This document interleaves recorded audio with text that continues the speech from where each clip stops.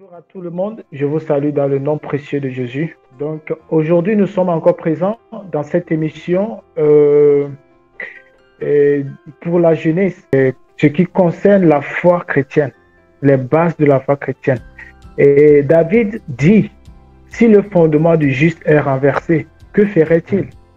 Donc aujourd'hui, nous sommes là pour parler sur le fondement chrétien, sur les choses que nous devons comprendre et que cela nous est flou un peu, comme beaucoup de gens s'interrogent sur beaucoup de questions. Aujourd'hui, nous sommes là pour répondre à ces questions, raison pour laquelle nous sommes encore ici pour parler répondre à ces genres de questions. Bonjour frère Logan, Bonjour frère, salutations. bienvenue. Salutations frère, bienvenue. Bonjour frère Franco. Bonjour frère, bienvenue, bonjour frère Logan et bonjour ma sœur Marcel et bonjour à tout le monde qui nous regarde. Que Dieu vous Gloire à bénisse. Dieu. Amen. Salutations sœur Marcel, j'espère que tu te portes très bien. Très bien, ça va, Amen.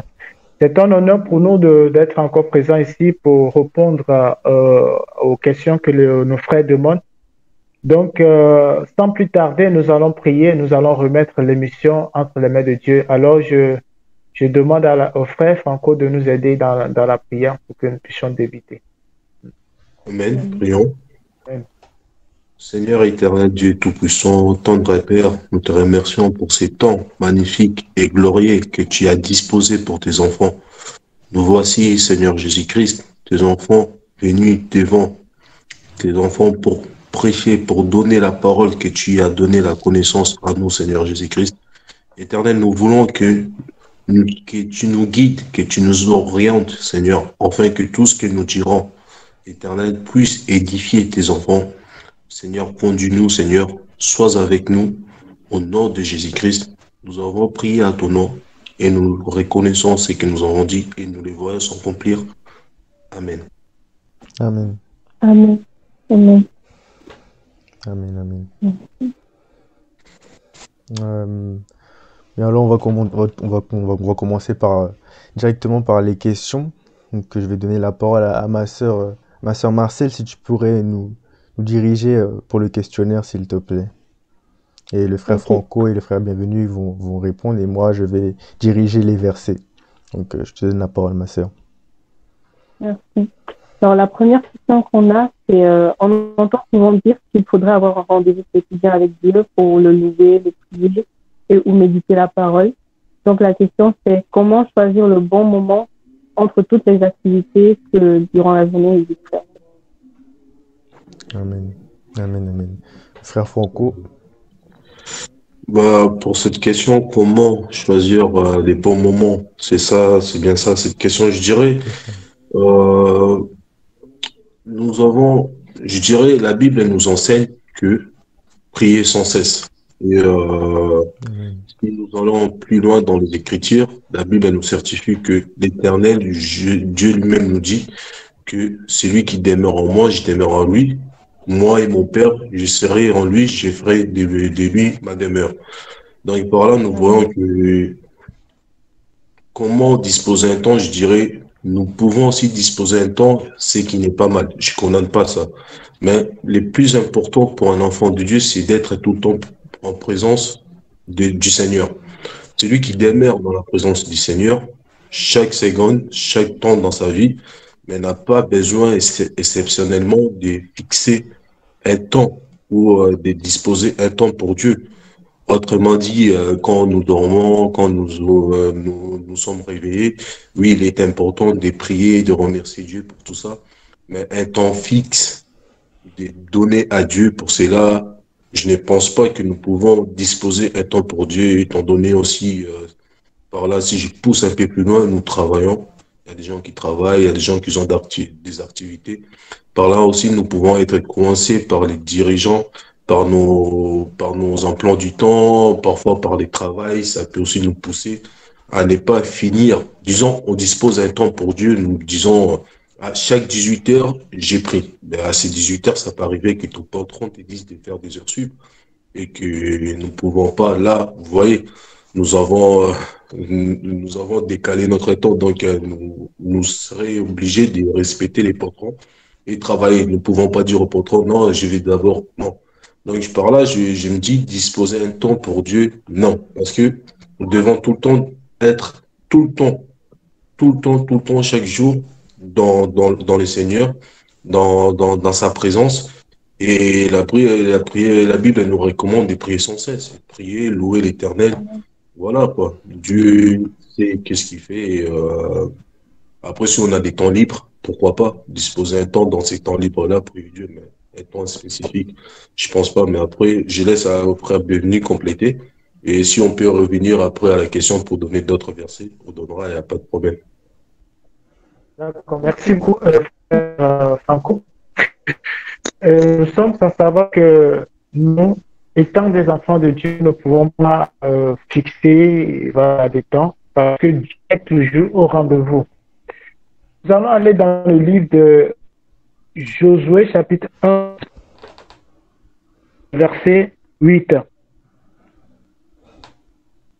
Josué, chapitre 1, le verset 8. Que Alors, nous dit la parole de Dieu? La parole nous dit que ce livre de la loi ne s'éloigne point de ta bouche. Médite-le jour et nuit pour agir fidèlement selon tout ce qui est écrit, car c'est alors que tu auras du succès dans tes entreprises, c'est alors que tu réussiras. Amen. Amen. Amen. Amen. Donc, pour répondre à cette question, comme le frère Franco vient de dire, que le livre de la loi ne s'éloigne point de ta bouche. Médite-le jour et nuit. Ça veut dire qu'il n'y a pas de temps que tu dois placer ou tu dois fixer pour être au rendez-vous avec Dieu. Parce que déjà, si nous sommes conduits par l'Esprit, nous ne sommes pas sous la loi. Donc, être conduit par l'Esprit, c'est être conduit par la volonté de Dieu, demeurer en Christ. Voilà. Il y a un certain verset que je me souviens. Tu aimeras ton Dieu de tout ton cœur, de toute ton âme, de toutes tes pensées, de toutes tes forces. Et tu aimeras ton prochain comme toi-même. OK? Donc, la parole de Dieu est un code de route. La parole de Dieu est un guide. Par exemple, si nous prenons une voiture, il y a un tableau de bord qui indique la vitesse et voilà, là où appuyer les phares, tout ce qui permet à la voiture de rouler facilement. Il y a ce tableau de bord devant. Donc, la parole de Dieu est un guide. Voilà, la parole de Dieu est un guide. Donc, ça nous permet de marcher avec dans tout ce que nous entreprenons. Ce n'est pas aller au travail, revenir avant de demeurer dans la parole. Non, tu demeures à la parole, jour et nuit. Donc, la Bible dit, je mettrai ma parole sur vos frontaux. Et je mettrai mes paroles sur la table de vos cœurs. Vous les lirez jour et nuit. Quand tu seras au travail, quand tu seras en voyage, quand tu reviendras, tu les écriras sur les murs de ta maison pour les pratiquer. Donc, la parole de Dieu, tu dois mettre la parole de Dieu en toi. Donc, c'est ça qui va te permettre de bien conduire ta vie, de marcher selon la voie de Dieu. Sans la parole de Dieu, tu ne peux rien faire au fait. Donc, pour être au rendez-vous avec Dieu, il faut méditer jour et nuit. Prier sans cesse, comme le frère vient de dire. Donc, c'est un peu ça, nous pouvons répondre par rapport à cette question. Merci. On peut aussi, mes frères, rajouter Jean 15,4, comme les frères viennent de dire, Jean 15,4. Nous voyons que la Bible nous recommande plutôt de demeurer en moi, demeurons en moi, demeurons en vous. Donc la Bible nous dit de demeurer, nous recommande d'être dans le Seigneur. Et bien celui qui est dans le Seigneur n'a pas forcément besoin de cadrer, de mettre un temps, de fixer un temps pour le Seigneur, parce qu'il demeure dans le Seigneur. Partout où il est, le Seigneur, il est avec lui. Donc, partout où il est, partout où il va, il est sanctifié. Donc, le Seigneur, il lui amène partout. Donc, par là, je voulais juste rajouter Jean 15,4. Donc, nous devons demeurer dans le Seigneur et non fixer un temps pour le Seigneur. Non, nous ne pouvons pas. Ok. Gloire à Dieu. Merci. Merci beaucoup. Sœur Marcel, tu peux continuer. Ok. La prochaine question est, est-ce qu'il y a un danger à être enfant de Christ? Y a-t-il un danger d'être enfant de Christ? Oui. Y a-t-il un danger d'être enfant de Christ? Oui, nous pouvons dire oui pour cette question. Il y a un danger d'être enfant de Dieu, mais ce danger, c'est un gain pour nous, étant des enfants de Dieu. Parce que Jésus a dit que si on m'a persécuté, ils vous persécuteront. Amen. Si ils m'ont lapidé, ils vous lapideront. Il a dit, vous aurez des tribulations, mais sachez que j'ai vaincu le monde. Nous ne marchons pas pour avoir la victoire, nous ne combattons pas pour avoir la victoire, parce que Christ a déjà vaincu le monde. Et nous combattons dans la victoire.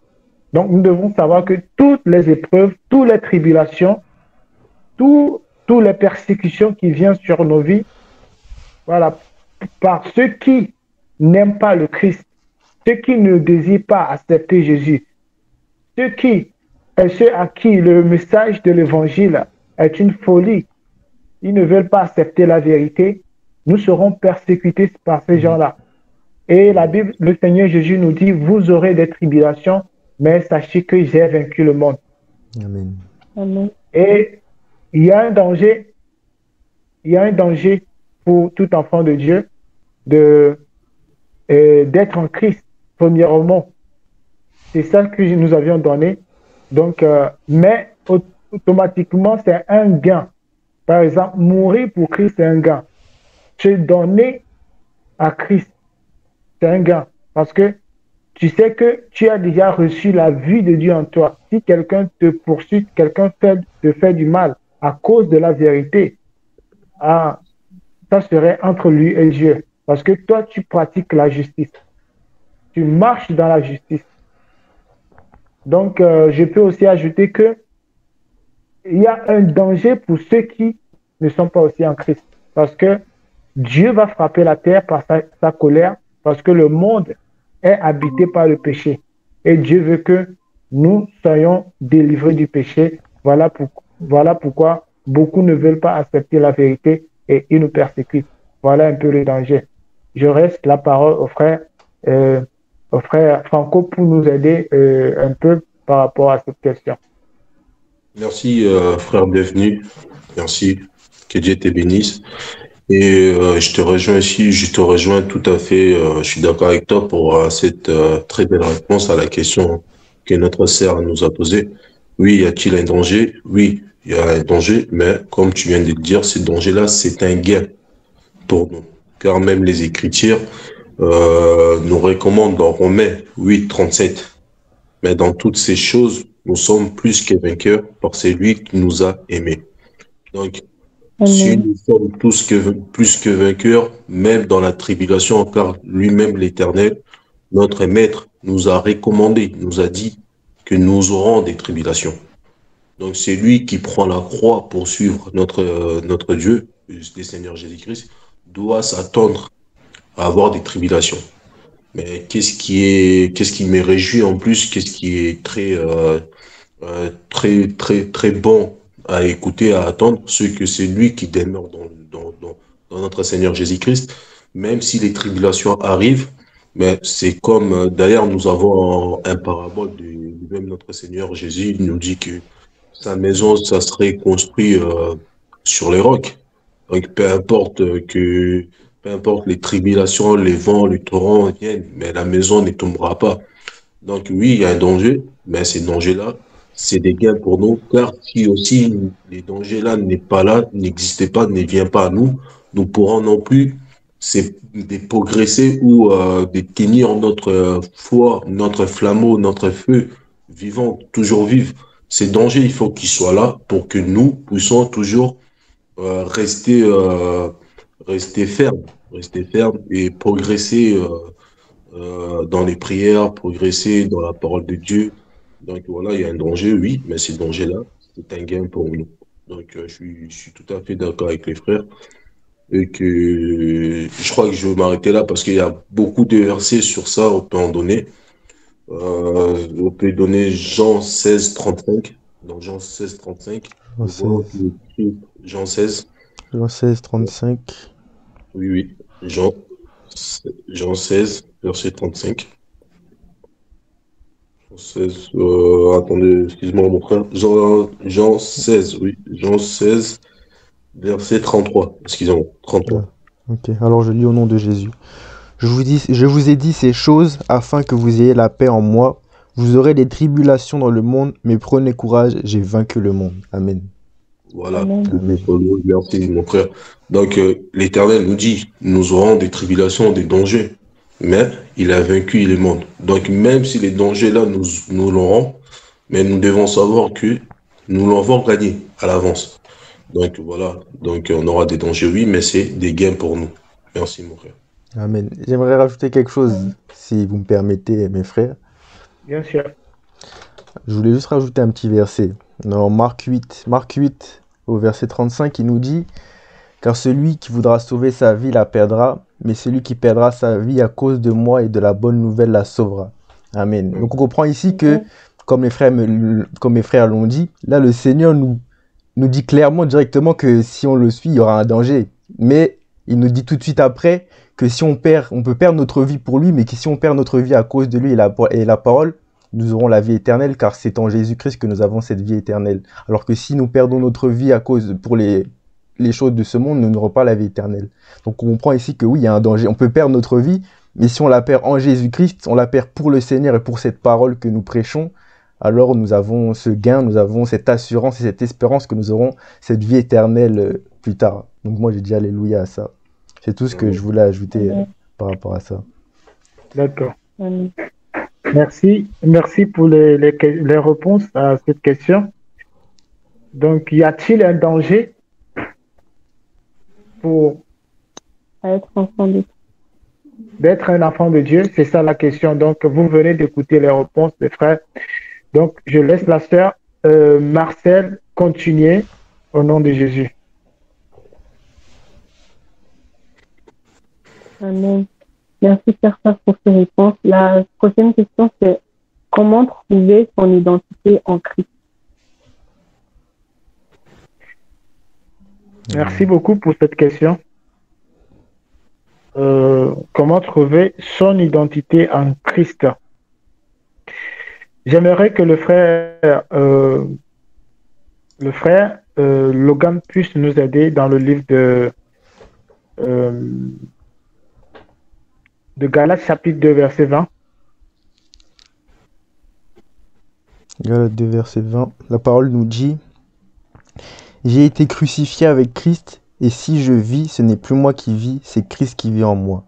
Si je vis maintenant dans la chair, je vis dans la foi au Fils de Dieu qui m'a aimé et qui s'est livré lui-même pour moi. Amen. Amen. Amen. Amen. Amen.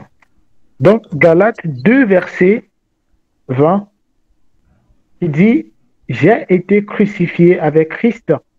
Et si je vis, ce n'est plus moi qui vis, c'est Christ qui vit en moi.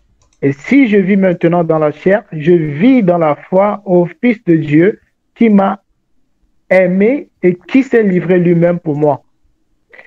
Donc, ce message, ou bien cette question de l'identité d'un enfant de Dieu se trouve à notre portée. Par exemple, si je prends l'exemple d'un pays, quelqu'un qui va dans un pays, il doit faire le recensement et il doit s'enregistrer, voilà, comme citoyen de ce pays. Et vous allez voir, dans chaque pays, on délivre des cartes d'identité à chaque personne. Cela prouve que tu fais partie de cette nation, tu es dans ce territoire et tu te trouves dans tel pays.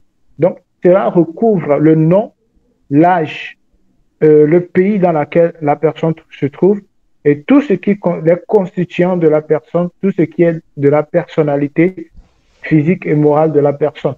Donc, ici, Nous voulons parler de quoi? De l'identité. Nous allons voir que ceux qui sont sur la terre s'identifient des gens de la terre. Mais ceux qui sont célestes s'identifient des gens de céleste. Amen. Donc, je voulais, au fait, expliquer d'une manière que vous puissiez comprendre l'identité en Christ. Comment recevoir, comment reconnaître l'identité en Christ? C'est quand nous avions reçu Jésus et nous avions abandonné la vieille nature, c'est-à-dire l'homme du péché qui habitait en nous. La Bible dit dans le livre d'Ésaïe, chapitre 53, il dit quoi? Nous étions comme des brebis égarées. Nous étions sans Dieu dans le monde. Nous étions sans promesse. Mais Christ est venu, il nous a donné la grâce. Donc ceux qui ont reçu la grâce, ceux qui ont reçu Jésus, ils ont accepté Jésus, ils ont une nouvelle identité de ce qui, ils sont une nouvelle créature. Parce que le Saint-Esprit vient travailler dans leur vie de ce qu'ils ont reçu Jésus et ils ont abandonné leur ancienne vie pour avoir une vie nouvelle. Donc la nouvelle vie là, c'est de marcher selon l'Esprit, de ne pas se livrer à la chair, les convoitises de la chair, les convoitises des yeux, les convoitises des passions de la terre, des choses que nous voyons, voilà, le vouloir réussir, compétir avec son prochain, la jalousie, les disputes, les fêtes, voilà, comment dire, aller dans les nightclubs, des choses comme ça. Ce sont des vies du péché, des vies de la chair. Mais celui qui est en Christ, il est une nouvelle créature. Donc, il revêt l'identité céleste. Imagine quelqu'un qui veut voyager, doit s'imaginer, doit se voir, doit commencer à apprendre les choses du pays dans lequel il va aller. Donc, tu apprends du pays dans lequel tu vas aller, tu apprends les choses qui se trouvent dans ce pays, même si c'est la langue, tu apprends la langue. Peu importe ce qui se trouve dans ce pays, qui te va, alors tu vas essayer d'apprendre sur ça. Donc, nous sommes des citoyens du royaume des cieux. Je veux que le frère puisse nous aider encore dans le livre d'Éphésiens chapitre 2, le verset 17 au verset 19. Je pense que c'est un peu ça, afin de clarifier, voilà, ce point. 19 à 20, voilà. Alors, il nous est écrit: Ainsi donc, vous n'êtes plus des étrangers ni des gens du dehors, mais vous êtes concitoyens des saints, gens de la maison de Dieu. Vous avez été édifiés sur le fondement des apôtres et des prophètes, Jésus-Christ lui-même étant la pierre angulaire. Amen. Amen. Ainsi donc, vous n'êtes plus des étrangers ni des gens du dehors, mais vous êtes concitoyens des saints, des gens de la maison de Dieu. Amen. Amen. Vous avez été édifiés sur le fondement des apôtres, des prophètes, Jésus-Christ lui-même étant la pierre angulaire. Mais aujourd'hui, on voit que beaucoup de personnes, beaucoup des enfants de Dieu, ils n'ont pas la transformation. Parce que quand tu viens en Christ, tu dois te transformer, tu dois te dépouiller. Les choses du monde qui étaient en toi, tu dois les laisser. Tu dois renoncer à toi-même pour suivre Jésus. Pour avoir l'identité du royaume des cieux. Comment peux-tu quitter un monde alors que tu as les choses de ce monde-là encore à toi? Amen. Tu vivais autrement. Tu vivais autrement dans les bars, voilà. Dans les choses recherchées, voilà. Tu veux toujours plaire aux gens. Tu es sur la mode. Si on veut parler de la mode, tu es toujours sur la mode. Mais tu reçois Jésus. Tu deviens une créature, mais on voit encore la sainte vie, les mêmes habillements que tu avais quand tu étais dans le monde, les mêmes accoutrements, les mêmes vies, les mêmes paroles que tu avais dans le monde qui sont encore en toi. Mais ceux qui sont en Christ revêtent la nature d'identité de Dieu. Personne ne peut demeurer avec Dieu s'il n'est pas saint. Personne ne peut marcher avec Dieu s'il n'a pas son identité. Si l'Esprit de Christ n'est pas dans une personne, il ne lui appartient pas. Mais si tu as l'Esprit de Dieu, il faut que la nature de Dieu soit révélée au travers de toi. C'est ça l'identité d'un enfant de Dieu. Tu dois abandonner les choses de ce monde pour s'attacher aux choses du royaume. Quand nous lisons dans Colossiens chapitre 2, le verset Colossiens 3, le verset 2, il a dit, si vous êtes mort en Christ, cherchez les choses en haut où Christ est assis à la droite du Père. La Bible ne nous dit pas de chercher les choses de la terre, mais de chercher les choses en haut. Si nous sommes réellement morts à Christ, si nous avions crucifié les mauvaises vies que nous avions autrefois, ça veut dire que nous devons revêtir la puissance, nous devons revêtir la nature et l'identité céleste pour Dieu le Père. Donc, c'est un peu ça que je voulais donner comme réponse. Je laisse la parole si le frère Franco veut ajouter quelque chose. Merci, frère, bienvenue. C'était vraiment très édifiant. Pour ma part, je ne vais pas être long. Donc, je dirais plutôt dans Matthieu 16, 13. Dans Matthieu 16, 13, nous voyons là, dans Matthieu 16, 13, si notre frère Logan peut nous aider. Matthieu 16, 13. Alors il est écrit, Jésus étant arrivé dans le territoire de Césarée de Philippe demanda à ses disciples, qui dit-on que je suis moi, le Fils de l'homme? Amen. Tu peux continuer, mon frère, jusqu'au 17, s'il te plaît. Jusqu'à 16, jusqu'à 16. Et si tu peux continuer jusqu'à 16, mon frère, s'il te plaît. Ok. Alors, je vais relire tout le verset, du coup. Matthieu 16, à partir du verset 13. Jésus étant arrivé dans le territoire de Césarée, de Philippe demanda à ses disciples, qui dit-on que je suis moi, le Fils de l'homme? Ils répondirent, les uns disent que tu es Jean-Baptiste, les autres Élie, les autres Jérémie ou l'un des prophètes. Et vous leur dit-il, qui dites-vous que je suis? Simon-Pierre répondit, tu es le Christ, le Fils de Dieu vivant. Amen. Amen. Merci, mon frère Logan. Donc, pour la question, je dirais, nous n'avons pas, nous, à chercher ou à prouver à chercher notre identité, non. En fait, celui qui reçoit en vérité et en esprit notre Seigneur Jésus-Christ, c'est l'esprit qui va témoigner de la personne. Nous voyons là, Jésus lui-même leur pose la question et les disciples, c'est eux qui répondent. Ils disent de qui il est Jésus.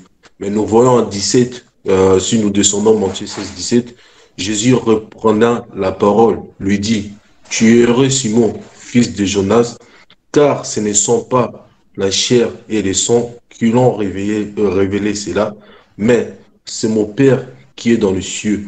Donc nous voyons que c'est le Saint-Esprit qui témoigne de celui qui est en Dieu, de celui qui a Jésus en lui. C'est le Saint-Esprit qui va témoigner partout où il ira, peu importe où il sera, il n'a pas besoin de s'identifier ou quoi que ce soit. Non, l'Esprit lui-même va précéder la personne, va témoigner de la personne, que cette personne, comme dit notre maître, vous êtes de ces mondes, vous êtes dans ces mondes, mais vous n'êtes pas de ces mondes. Donc l'Esprit lui-même nous précède à dire qui nous sommes. Par là, je vois aussi Romains, si je peux donner les derniers versets, je vois aussi Romains 8, 16. Romains 8, 16 qui nous dit L'Esprit lui-même rend témoignage à notre esprit que nous sommes enfants de Dieu.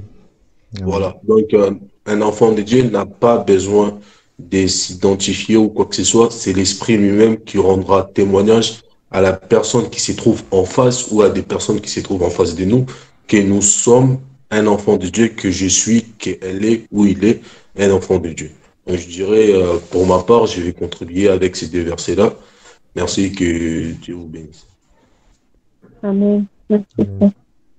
Amen. Merci beaucoup, frère Franco. Merci, frère Logan. Et Sœur Marcel, tu vas encore nous aider dans la question? Amen. La prochaine question, c'est est-ce qu'une femme peut aussi prêcher la parole de Dieu? Est-ce qu'une femme peut aussi prêcher la parole de Dieu? D'accord. Est-ce qu'une femme peut aussi prêcher la parole de Dieu?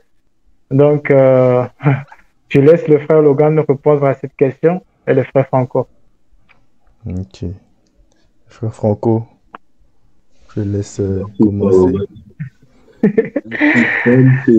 Peut prêcher la parole. Je dirais plutôt cette question, c'est tout un enseignement, bien sûr. C'est vraiment un enseignement.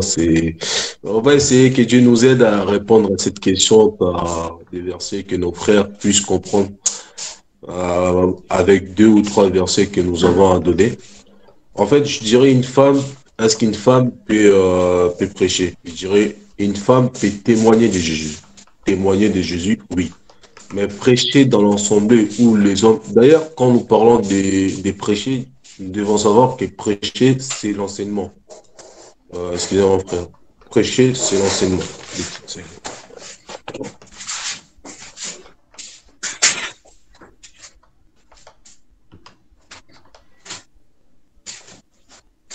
Donc, vous venez d'écouter le frère Franco. Excusez-moi, Prêcher, c'est... Ouais, excusez-moi, je suis désolé. ouais.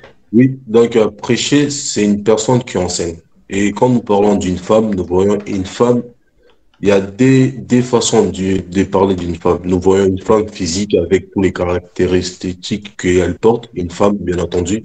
Et par là, nous voyons aussi, quand nous parlons d'une femme spirituellement, une femme, c'est une personne qui reçoit une sémence d'un mâle. Donc, la Bible elle nous dit, la femme, elle est soumise à l'homme. Donc, nous pouvons aussi donner des versets s'il le faut, il n'y a pas de problème. Nous pouvons donner des versets. Et nous savons que la femme, elle est inférieure à l'homme. Tel que dans Genèse, Dieu nous dit que les désirs de la femme se retournera vers son homme. Donc, nous voyons par là que la femme, c'est une personne qui vient poser ses problèmes, qui vient poser ses soucis, et c'est à l'homme d'apporter une solution pour la femme. C'est à l'homme d'imposer, de mettre la sémence dans la femme. Donc, par là, nous voyons que c'est à l'homme comme chef. D'ailleurs, l'apôtre Paul, si tu peux nous aider, mon frère, je pense que c'est 1 Timothée D12. Ah, 1 Timothée de 12, Timothée c'est ça. D12, s'il te plaît, mon frère. Je ne permets pas à la femme d'enseigner ni de prendre de l'autorité sur l'homme, mais elle doit demeurer dans le silence. Amen. Merci. L'apôtre Paul en Timothée 12 nous dit qu'il ne permettait pas à la femme d'enseigner. Pourquoi? D'ailleurs, par là, nous devons aussi savoir pourquoi il ne permet pas à la femme d'enseigner. Si, comme je vous ai dit tout à l'heure, si on retourne dans Genèse, nous voyons qu'il ne permettait pas à la femme d'enseigner, car la femme, elle a pour un chef l'homme. Et l'homme, il a pour un chef Dieu. Donc, tant que l'homme qui porte la sémence, d'ailleurs, merci à notre frère Roger Bulel, parce que j'ai suivi une prédication, une émission qui nous disait pourquoi un ange ne prend jamais les physiques d'une femme quand il vient au monde. J'invite aussi mes frères d'aller regarder cette belle émission. C'est vraiment très enrichi. Ça m'a vraiment très enrichi dans cette émission de comprendre certaines choses. Par là, nous comprenons que Dieu, en étant l'homme, doit s'aimer sa parole dans un corps mâle. Et dans ce corps mâle, qui est l'autorité, Dieu en étant l'homme, l'autorité, donc, doit parler à l'homme qui est physique, qui est l'autorité. Et une femme présentée en étant une être faible, qui ne peut pas prendre l'autorité et poser à un homme qui est des caractères l'autorité. L'homme, la femme ne peut pas. Donc, c'est vraiment un enseignement dedans, mais pour y aller vraiment en bref, donner des petits versets. Je vais prendre 1 Pierre 3 7. S'il te plaît, mon frère. 1 Pierre 3 7. 1 Pierre 3, 7.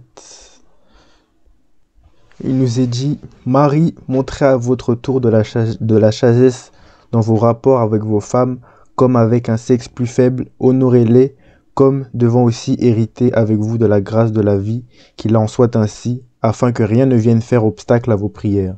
Amen. Merci, mon frère. Nous voyons que là, 1 Pierre il nous dit bien que un sexe faible. Donc, nous voyons qu'une femme, elle est faible devant un homme. Donc, l'homme qui est supérieur à la femme ne doit pas demeurer à venir enseigner là où l'ensemble des hommes qui est présent. Donc, la femme n'étant faible, elle doit plutôt, pour moi, dire témoigner dans les certaines conditions, mais prêcher.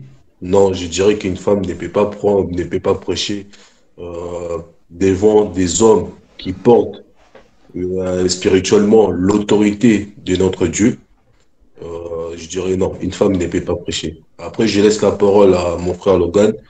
Je vais pas monopoliser la parole car il y a beaucoup de choses à dire et beaucoup de versets à donner.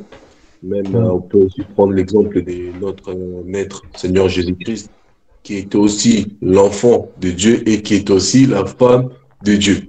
Bon, par là, c'est vraiment de la solide. C'est vraiment de la nourriture solide. Parce qu'aujourd'hui, si on dit aux chrétiens que Jésus était la femme de Dieu, certains chrétiens vont dire non. Alors que nous voyons Dieu qui pose la sémence, car Jésus lui-même lui dit que tout ce que j'ai fait, je l'ai pris de mon Père. Donc c'est Dieu qui pose la sémence dans Jésus.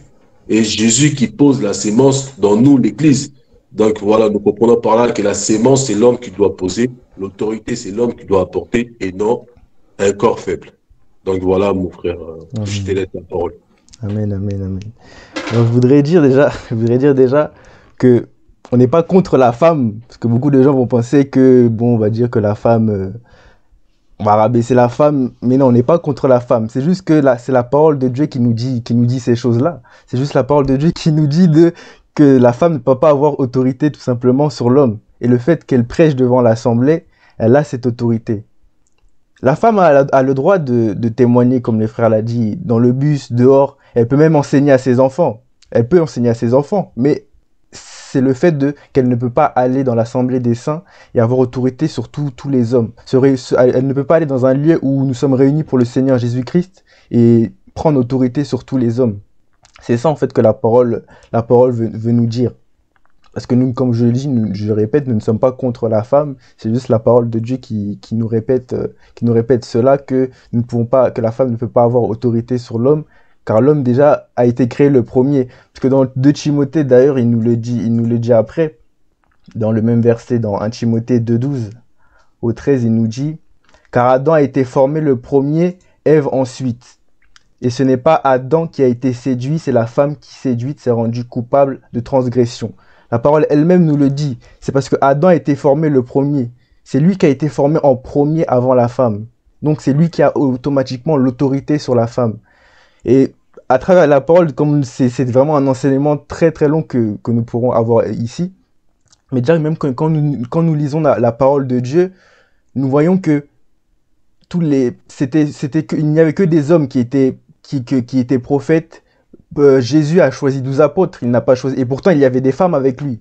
Il y avait des femmes avec lui, mais il n'était pas apôtre, il n'était pas pasteur, non, il n'a choisi que des hommes. Même lorsque les apôtres ont dû choisir le 12e apôtre, car Judas s'était suicidé, les femmes étaient là, puisqu'ils avaient dit qu'ils allaient prendre quelqu'un qu'ils avaient suivi depuis le début. Et pourtant les femmes étaient parmi eux, mais ils n'ont pas mis les femmes dans le lot, ils ont choisi un homme. Donc on comprend encore ici que c'est l'homme qui a autorité sur la femme et pas l'inverse. Ce n'est pas possible. Ce n'est pas possible que la femme puisse avoir autorité sur l'homme. Nous n'interdisons pas à la femme d'aller témoigner de la parole de Dieu. Je dis gloire à Dieu si la femme va dehors et même sur les réseaux, si elle annonce la parole de Dieu, je dis gloire à Dieu pour cela, car elle va apporter des âmes à Dieu. Mais pour l'enseignement, il ne lui est pas permis. Donc on pourrait encore dire beaucoup de choses là-dessus, mais je pense que ça serait vraiment très très long. Je pense que le frère Armando va faire aussi encore un enseignement là-dessus, plus approfondi pour que vous ayez encore plus de réponses et pour que la vidéo soit plus dédiée à cela. Là, nous répondons juste à la réponse avec quelques versets.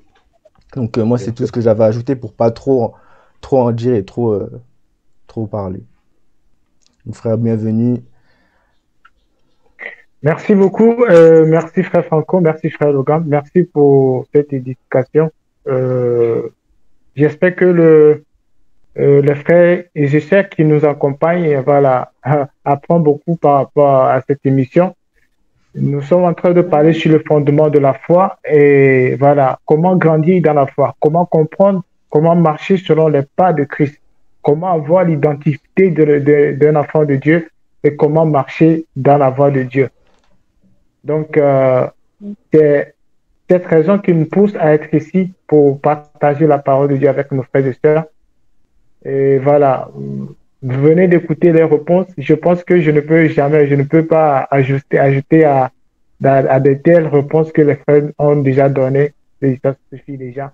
Dieu soit glorifié. Alors, merci, Sœur Marcel. Je parie que il, il nous reste, comment dire, une seule question, c'est ça? Et...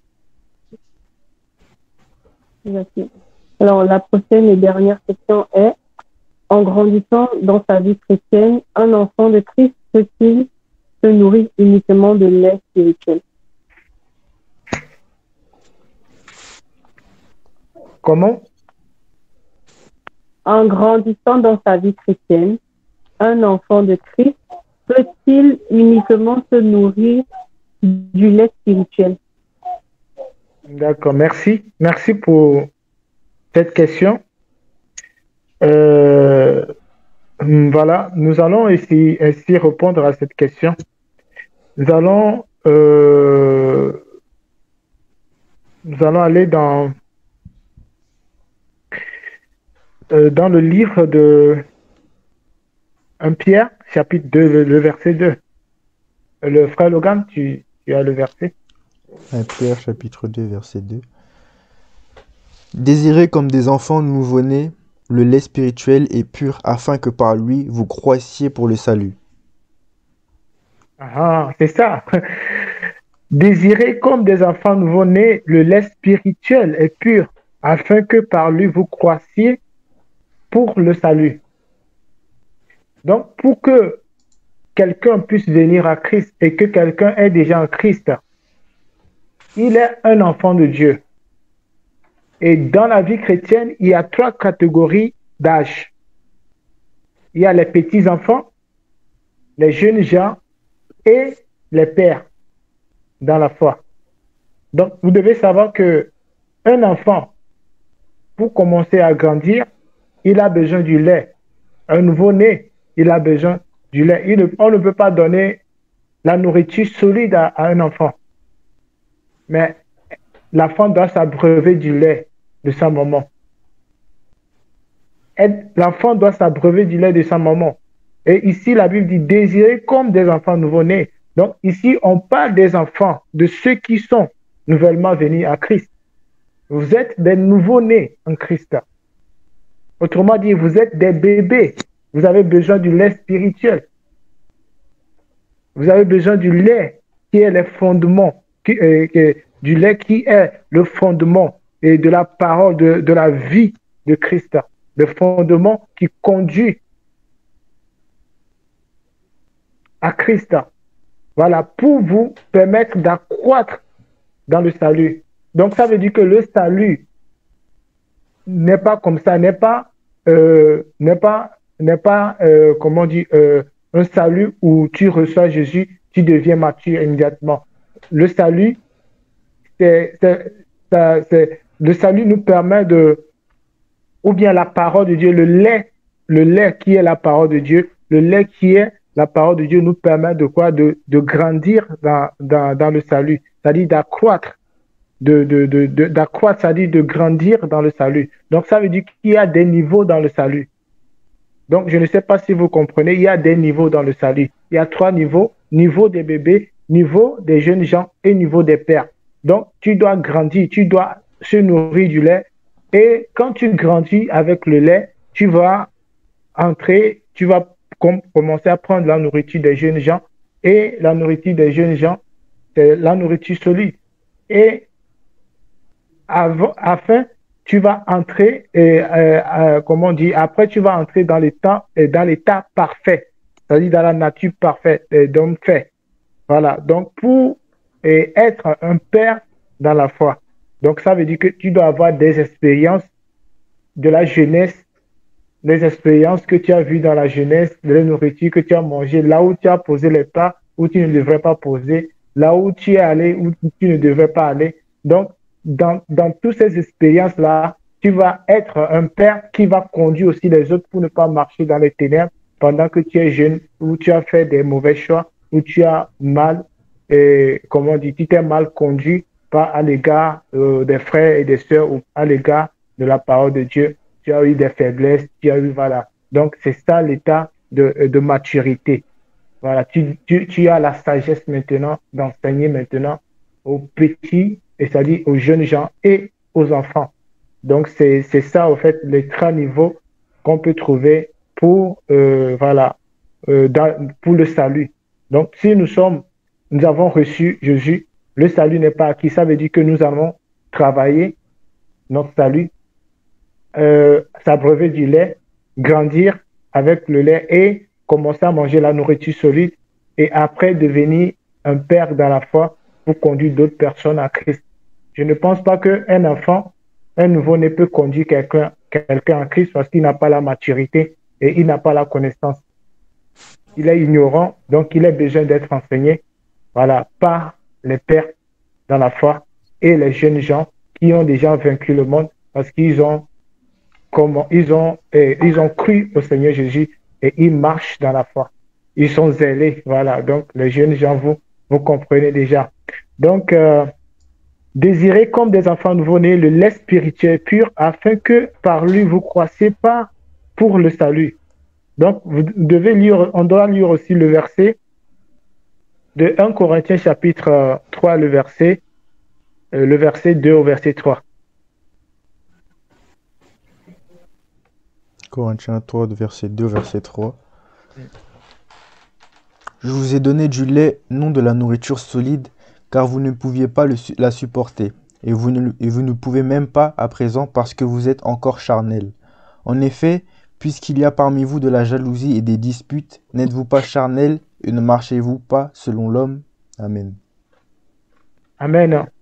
Donc, si nous marchons dans la chair, nous sommes encore des bébés spirituels. Nous allons lire dans un verset dans le livre de 1 Jean chapitre 2. 1 Jean. 1 Jean. Chapitre 2. Ouais, voilà. 1 Jean chapitre 2, le verset 1. Mes petits enfants, je vous écris ces choses, afin que vous ne péchiez point, et si quelqu'un a péché, nous avons un avocat auprès du Père, Jésus-Christ le juste. Amen. Amen.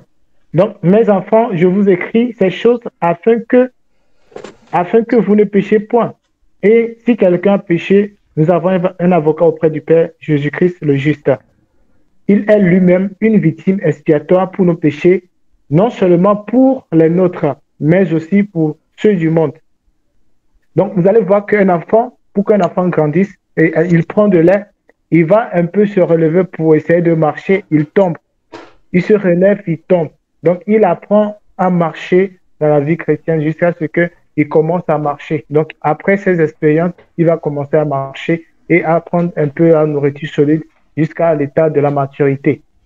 Donc, ici, vous allez voir, le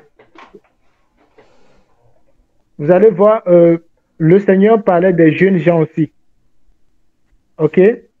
Vous allez parler des jeunes gens. Donc, ici, on parle des enfants. Ce sont des gens qui pêchent, des gens qui demeurent, qui ne connaissent pas encore la perfection dans la vie chrétienne. Donc, ce sont des gens qui ont encore cette vie du péché ou bien cette nature du péché qui les détourne de Dieu ou bien qui les attire encore vers le monde. Donc, vous allez voir que l'apôtre Paul nous parle ici chez les Corinthiens, ils marchaient dans la chair parce que ils ont encore besoin du lait spirituel pour grandir. Voilà, ils ont besoin du lait spirituel. Donc, ils ont en eux la jalousie, ils ont en eux, les disputes entre eux. Donc, ils sont charnels. Mais quand on parle d'un jeune gens ou d'un père dans la foi, c'est quelqu'un qui doit être spirituel. Parce que si l'homme spirituel juge de tout, donc tu dois avoir l'état de la perfection dans l'amour, dans la parole de Dieu, dans la conduite. Et dans toute chose, tu dois avoir un affermissement pour affermir aussi les autres. Tu dois être irrépréhensible, au fait. Donc, c'est ce qui nous conduit à parler de quoi? De la nourriture et du lait spirituel pour les nouveau-nés et la nourriture solide pour les jeunes gens et pour les vieilles, et pour les pères dans la foi. Donc, je laisse la parole. On ne va pas approfondir cet enseignement. Je laisse la parole au frère Franco pour s'il y a quelque chose à ajouter par rapport. Voilà. Merci, mon frère. Je dis Amen. Amen à tout ce que tu viens de dire. Je te rejoins. C'est vraiment ça. Moi, de ma part, je veux rajouter juste deux versets parce que mon frère a tout dit, hein, a tout dit. Il y a pas vraiment grand-chose à rajouter. Donc, je dirais même, vous savez, nous devons savoir que la Bible elle nous dit, même la nature vous enseigne-t-il pas. Donc, nous devons savoir les spirituels, il y a des choses dans les physiques, ça va de pair en pair. C'est-à-dire, un enfant qui naît doit passer dans l'étape enfant, adolescent et ensuite adulte, un genre adulte. C'est la même chose dans la spiritualité. Nous venons dans la spiritualité en tant qu'enfant, nous devons grandir en tant qu'adolescent mineur et ensuite devenir des adultes. Il y a des, il y a des principes, je veux dire, il y a des principes à respecter dans les spiritualités. Et aujourd'hui, hélas, tout le monde veut sauter les principes, devenir directement comme l'autre ou comme ceci, comme cela. Donc, non. Et si je peux prendre un exemple en parlant de les spirituels, je vais prendre l'exemple de eux-mêmes déjà, les disciples de Jésus. Les disciples de Jésus, eux aussi, ils ont pris leur temps. Ils ont pris leur temps pour devenir ce qu'ils sont devenus. Si mon frère il peut m'aider, frère Oui. Logan, Oui. Jean 16, Jean 16, 12. Jean 16, 12 nous est dit, j'ai encore beaucoup de choses à vous dire, mais vous ne pouvez pas les porter maintenant. Amen. Merci, mon frère. Donc, nous voyons que le Seigneur dit aux apôtres, j'ai encore beaucoup de choses à vous dire, mais vous pouvez les porter dès maintenant. Pourquoi? Parce que les apôtres, les disciples de Jésus étaient encore des enfants. Car il y a beaucoup de choses que le Seigneur disait aux apôtres, les apôtres avaient du mal à reprendre ces choses-là. Donc l'Éternel savait. Il savait qu'il y a des choses, mais je n'ai pu leur dire, car en ce moment-là, ils n'ont pas éteint la maturité. C'est pour cela que le Saint-Esprit est venu pour, pour leur soutenir, donner de la connaissance qui leur manquait. Donc voilà. Et nous voyons les apôtres, là, ils ont été obligés de passer à l'étape prendre les enseignements, être adolescent, être mineur, et ensuite devenir et aussi à leur tour les maîtres. Mais qu'est-ce qu'il nous dit, Paul? Qu'est-ce qu'il nous dit, Hébreu, notre frère Paul, Hébreu 5, 12, s'il te plaît, mon frère. Hébreu 5, 12. Hébreux 5, 12. La parole nous dit, euh, vous, en effet, qui depuis longtemps devriez être des maîtres, vous avez encore besoin qu'on vous enseigne les premiers rudiments, des oracles de Dieu. Vous en êtes venus à avoir besoin de lait et non d'une nourriture solide. Amen. Amen. Nous voyons que depuis longtemps, il nous dit bien, depuis longtemps, nous devons être les maîtres. En fait, maître, par là, je vois disciple qui devient maître. Nous devons être enseignants. Nous pouvons aussi dire maître, par là, enseignant, chef. Ce sont juste des mots qui se complètent. Voilà. Nous devons être plus longtemps. Mais nous avons besoin d'avoir d'abord des laits spirituels pour croître, pour connaître, pour avoir de la connaissance. Parce que eux aussi, les apôtres sont passés par là. Vous savez, frères et sœurs, dans la spiritualité de notre Dieu, il y a des règles, il y a des principes à respecter, il y a des principes à suivre. Tout est possible à Dieu, oui. Mais nous voyons lui-même, Jésus-Christ nous dit, tout ce que j'ai fait, je l'ai appris de mon Père. Donc par là, nous voyons que même notre Seigneur Jésus-Christ ne connaissait pas. Donc il y a eu un moment dans la vie de notre Seigneur, il était un enfant parce qu'il a appris des choses. C'est Dieu qui l'enseignait. Il était un enfant et il a grandi et maintenant il a commencé à apprendre des enseignements du Maître qui est son Père Dieu. Et à son tour, une fois qu'il a fini l'école, il a fini son école, l'enseignement qu'il a pris, il a atteint les niveaux. Qu'est-ce qui s'est passé? Il est descendu. Il est venu à son tour, en étant maître, faire aussi des disciples. C'est pour ça que la Bible nous dit allez-y, faites de toutes les nations des disciples. Parce que lui, à son tour, notre Seigneur était devenu disciple. Il a fait les disciples à son tour, et ces disciples-là doivent aussi y aller à son tour pour faire aussi des disciples. Donc, pour, pour revenir à notre sujet, l'élan spirituel est très important, oui, mais nous devons commencer obligatoirement, je dis obligatoirement, à tout le monde passer par là, et ensuite, croître. Il y a aussi des efforts personnels à faire, bien entendu. Dieu est là avec toi. Dieu ne peut pas tout faire pour toi. Et c'est à toi aussi de faire des efforts, de beaucoup prendre ton temps, de méditer, d'étudier, de regarder des prédicateurs, tout ça, en fait, c'est vraiment une classe. Pour celui, moi, je dis toujours, rien n'est impossible pour celui qui veut obtenir quelque chose.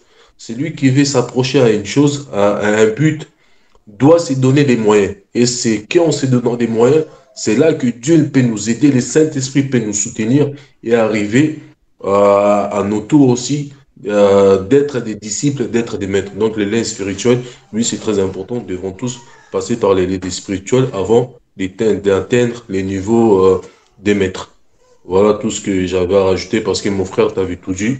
Je ne vais pas y aller très loin dans ce sujet. Donc, de ma part, voilà tout ce que j'avais à dire. Merci beaucoup, frère.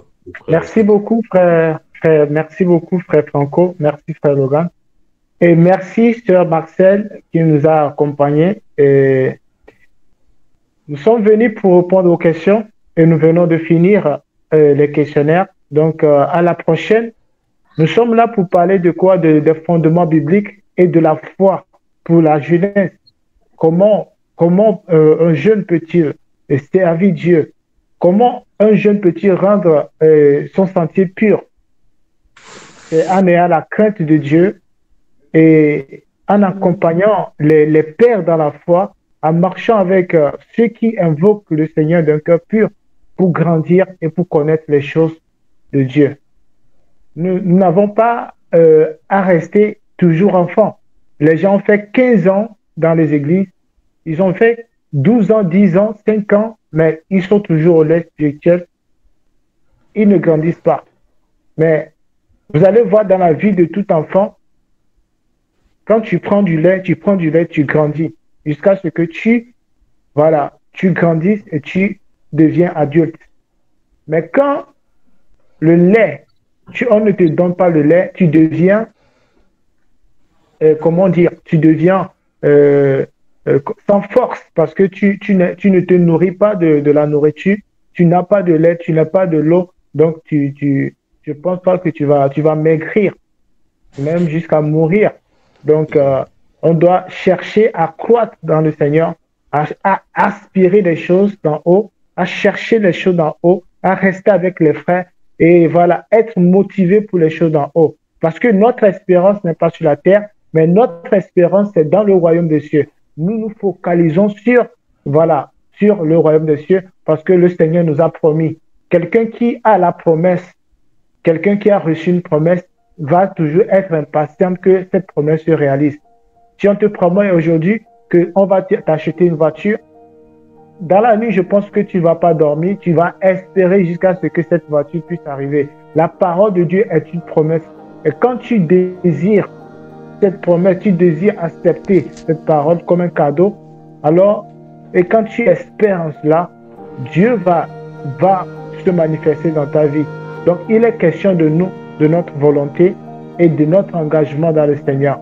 Donc, étant jeunes, nous vous appelons tous ensemble à marcher dans le Seigneur, étant donné que le salut est personnel, alors que le Seigneur garde tout le monde et que Dieu nous fortifie, nous tous, pour qu'à la fin, nous gagnions tous la course pour remporter le prix de la vocation céleste. Bonne soirée à tous. Oh, bonne soirée à tous. Au revoir. Merci à tous. Au revoir. Très bien. C'est bon?